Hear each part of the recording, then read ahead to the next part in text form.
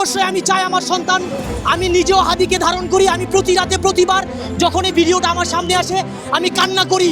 প্রতিটা বার আমি আমার খুবই ইচ্ছা ছিল হাদির একদিন ভিডিও মানে তার সংসদীয় আসনে ক্যাম্পেইনে যাব, যদিও এই সুযোগটা হয়নি।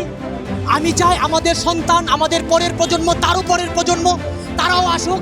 প্রত্যেকটা মায়ের গর্ভে একটা করে হাদি জন্ম নেক। বাংলাদেশ থেকে হাদিদেরকে কখনোই মুছে ফেলা যাবে না। এটা আমার না, শুধু বাংলাদেশের প্রতিটা মানুষের বিশ্বাস। এই দেশ থেকে কখনো হাদিদের মুছে ফেলা যাবে না। হাদিরা যুগে যুগে আসবে এবং প্রতিটা মায়ের গর্ভে, প্রতিটা যেই মা হাদিকে জন্ম দিয়েছেন তিনি একজন রক্তগর্ভা মা। আমি এই মায়ের আজকে এই শোক সন্তস্ত পরিবারকে সমবেদনা জানাই। সারা বাংলাদেশের মানুষ, সারা বাংলাদেশের প্রতিটা মানুষ, শুধু বাংলাদেশে না, দেশে দেশের বাইরে যারা আছেন সবাই খুব শোকে আমরা মর্মাহত। আমরা চাই প্রতিটা মায়ের গর্ভে এই হাদি জন্ম নেক।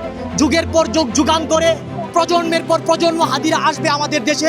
ফ্যাসিস্টরা কখনোই হাদিদের দামায় রাখতে পারবে না ইনশাল্লাহ। একজন রাজনীতিবিদের তাই হওয়া উচিত। উনি তো আসলে পথ প্রদর্শক।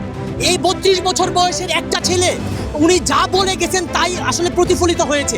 আপনারা দেখেন একজন রাজনীতিবিদের সত্যিকার অর্থেই এসি রুমে বা ঘরে বসে মৃত্যুবরণ করা উচিত না। যেখানে হাদি বলেছিল যে কোনো একটা, আমি কখনো আমার বিশ্বাস আমি লালন করি ছোটবেলা থেকে, বিশ্বাস করি যে আমি কোনো একটা বড় মিছিলের সামনে থাকবো এবং একটা বুলেট এসে আমার বুকটা বিদ্ধ করে দিয়ে যাবে।